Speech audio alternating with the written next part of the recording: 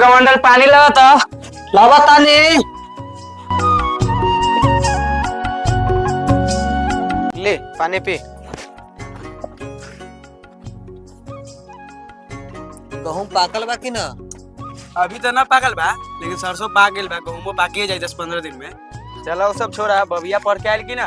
ओकरो टाइम होइए गेल बापते होई। अच्छा जा, जेकर नाम ले लियो आइए। पापा हम आ गए। बबिया पर का चल लो। हां तो हम खाना खियावत। प्रणाम चाचा। प्रणाम प्रणाम। बैठा बैठा। कहा ना चाचा हाल चाल? सब ठीक है बुआ। ठीक बा ना?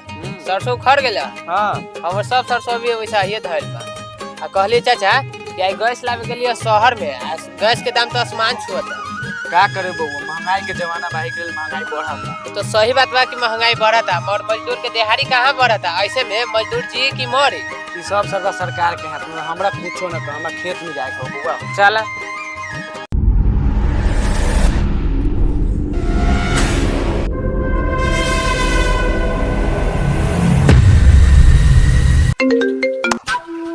हेलो, आपका माल पकड़ा गया।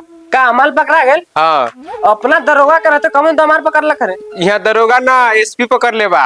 का एसपी? हाँ, कहाँ मारे? नेपाल बॉर्डर। रुका भैया जी को बता नहीं। ठीक भैया जी का भइल रे? माल पकड़ा गया। हमरा रहते हुए माल पकड़ा गए। अभी नीचे आ बतानी।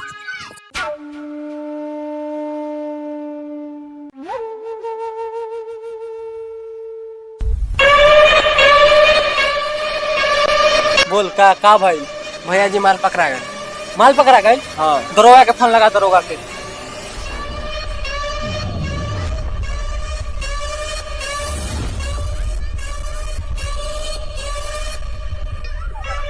भैया जी दरोगा फोन नहीं उठा बता।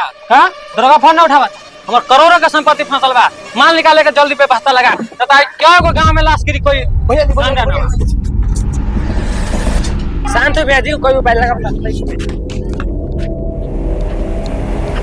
माता जी, बेटा जी, खुश रहो खुश रहो। स्कूल में कोई दिक्कत? आपके रहते हुए हमें कोई दिक्कत दे दे, इतना किसी में औकात नहीं।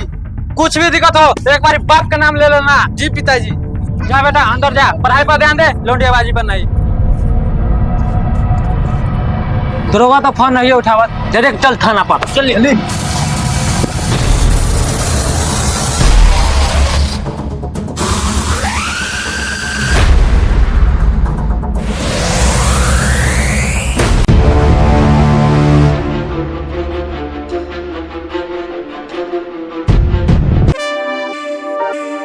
जय हिंद सर। काम चल रहा है सर। हाँ देखिए ना, प्रमोशन में लगे हुए हैं। आगे ऊपर वाला का कृपा। पहले जैसा काम कहाँ चल रहा है सर? देखिए ना, फिर भी लगे हुए हैं। दादा ठाकुर के माल चोरी हो गई। वही खाली तोरा का पैसा खिया बतानी। ना ठाकुर साहब, वो एरिया एसपी साहब के गिरफ्त में बारे हमरा पक्ष में नहीं के, फिर भी हम कोशिश करता नहीं रउआ के माल छुड़ावे की। हाँ तो जल्दी कोशिश कर हमार माल छोड़ावे के, न तो लाश के भूजा भूतम भूजा। ठाकुर साहब बैठ। फोन करा था नहीं तो तोर फोन स्विच ऑफ बता। अच्छा तू कहता रहा कि हमरा घरे चले बे। ठाकुर साहब मोबाइल तो हमारे चालू है बा। अच्छा ठीक है, तो माल पहुंचावे के जल्दी कोशिश कर। अभी जाता नहीं घर। का दरोगा साहब बड़ा चाप के लिए माल? क्या कीजिएगा, सरकार बहुत कम तनख्वाह देता है। बाल है, बच्चा है, बीवी है। अच्छा वो सब छोड़िए। हाँ ज्यादा लवर लवर मत कीजिएगा, ड्यूटी पे अपना ध्यान दीजिए। ओके सर।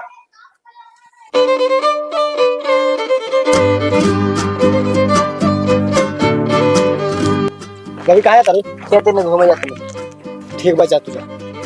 हे माई इधर आओ ना। बाबूजी एक बात नोटिस करता है का? बबिया आप धीरे धीरे जवान हो रहा बा, ठीक बा? तो जवान बेटी के घर में रखल ढेर देख ठीक बात नहीं खे। तो हमार का नाम ये बा कि ओकर एगो अच्छा लड़का देख के ब्याह कर दिया जाओ। हमरो ये मन में रहल, हमरा तू दिल के बात तू बोल देले। ठीक बा, अगला महीना में एग्जाम भाई एग्जाम हो जाए तो लड़का बढ़िया देख के शादी कर दिया जाए। हाँ इहो बात ठीक है बा कि अगला महीने में ओकर 10वां के एग्जाम बा। एग्जाम का रिजल्ट आ जाई और ओकर अच्छा खासा लड़का देख के शादी कर दिया जाओ, ठीक बा? तब ले ठीक बा, हम आता नहीं खेत में थोड़ा घूम के चल काम अपन कर। क्या बोला? चल ना सरसों उखाड़े के खेत में उखाड़ के आवे छी। बाबूजी ई सरसों आ गहूम तो उखरत रहे, लेकिन हमरा ऊपर एगो बहुत बड़का टेंशन हो गया। कथी बात के टेंशन बा? बाबूजी एगो घर में बड़ बहिन बा हाँ जवान, आ ओकरा शादी करे के बा, ठीक बा। आ हमनी के लगे तो उतना पैसा भी नहीं है कि ओकरा बड़ घर में शादी करा दी। हाँ वही से हम सोचता नहीं कि कहियो अपना सन के अपना मीडियम में देख के ओकर शादी कर देता नहीं, ठीक बा। ताले रउआ जाई अपन काम करी, हम लड़का के जुगाड़ में लगाता, ठीक बा। जा कितना जमीन लौकता ना, सब तोहरे बाप के बा, तोहरे बाप के। चाचा जी, दादा ठाकुर के बेटा, दादा ठाकुर के बेटा पूरा गांव में ना, पूरा जिला में चलता रोला, पूरा जिला में। चाचा लेकिन एक के बात के दिक्कत बा। कौन सरबा तो आके दिक्कत दे रख रे चाचा उ सरवा नहीं खे, उ लड़की भी लड़की जो हमरा पर भाव नहीं खे दे। भतीजा तो ऐसा बात बा, तो लड़की के नाम बोल, रात में ततर पेश करता नहीं ओकरा। ना चाचा ना, ऐसा कोनो बात नहीं खेबा, ओकरा तो हम एकदम प्यार से पैसा बा, ओकरा के जरूरी हम पटाए। भतीजा चल ना घरे, भैया जो ना बोली बहुत देर रहला हो गेलो। हाँ बात तो सही है बा चाचा, चला घरे का करबा यहाँ पर।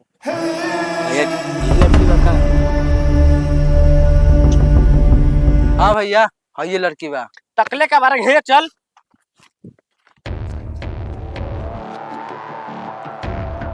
ए बुची रुक। ए बुची, हमार भाई तोरा का बहुत दिन से पीछा कैले बारे, तू काहे लेने भाव देत बारे रे? नहीं तोरा भाई से प्यार बात अपना बहन के लेके भेज दे। बुच्ची होश में रह के बात कर। बस अपना बहन पे बात आल बात इतना दर्द होता, वो सोच कि हमू करो बहन बेटी है। बस बहुत भेल, अब ना बर्दाश्त होई।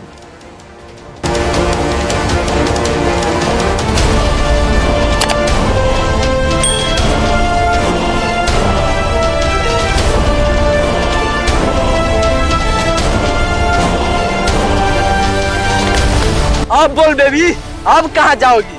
हाँ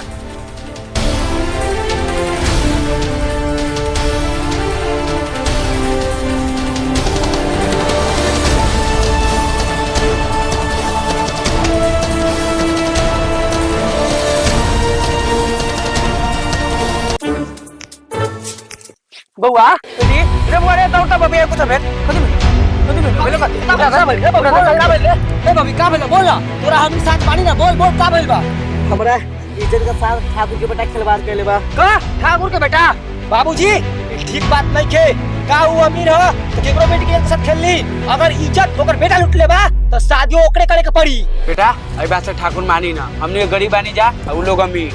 बाबूजी अगर आज ये बात सोच के ठाकुर को छोड़ दिया जाए तो आज अपना बाबू के साथ भइल बा, और ना जाने अपना बाबू ऐसा कितना गरीब के बेटी बा, और काल ओकर बेटा ओकर साथ इहे करी तो हमनी का छोड़ दिया जाए। अगर ठाकुर पैसा से अमीर बा तो हमनी गरीब अपना इज्जत से मजबूत बानी, समझ गली?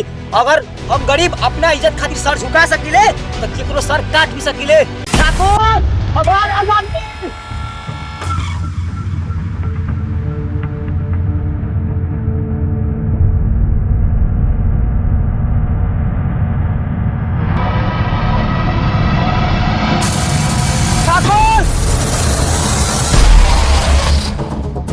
ठाकुर कहाँ बात होना लायक बेटा, पूछो कैसे तू का के ले हमारा बहन के साथ? खामोश, मुझे ऊंची आवाज सुनना पसंद नहीं, आवाज नीचे। गजराज बाहर निकाल। क्या कर ले रहेगा बेटी के साथ? पिताजी जवानी है तो तंगा ऊंच नीच काम हो जाला, वैसे में हम कितना शादी कर देले है। माना तानी हमारे बेटा गलती कर देले बा, पैसा ले मामला सॉल्व कर, निकल यहाँ से। ठाकुर साहब पैसा कौड़ी रउआ सब की मायने रखत होई, लेकिन हमनी गरीब खातिर मान मर्यादा इज्जत से बढ़ के कुछ नहीं के। अगर गलत काम रहा बेटा कैले बा तो हमरा बहन के साथ शादी एकरे करे के पड़ी। ए नीच इंसान, हमरा सामने तोरा खड़ा होके औकात नहीं खे, और तू कहता रे कि तोरा बहन के हम घर के बहू बना ली। ठाकुर साहब अगर रउआ अपना बेटा के जान के सलामती चाहता नहीं तो अपना बेटा के शादी हमरा बहन के साथ करे के पड़ी। रउआ साहब रउआ तो कानून के रखवाला है, एगो गरीब के बेटी के साथ अन्याय हो रहा बा, रउआ बैठ के मुंह तकता नहीं। ए दरोगा देख ले का बारे, एकर आवाज कुछ ज्यादा चलता, जाके थाना में डाल। ठाकुर साहब रउआ शांत रही, एकरा के जेल में लाके ऐसा केस ठोकम ना कि जिंदगी भर जेल के चक्के किसते रही। हवलदार अरेस्ट। ठाकुर पैसा के बदल तुम्हें गिरफ्तार करवाइले है ना, चाहिए हम जेल से छूट के चले नहीं, ओया तो लास्ट नहीं लास्ट मन में आग लगा दे बा। ए दरोगा ठीक है ठाकुर साहब चलत है मनी करवा। ठीक है, ठीक है, चल।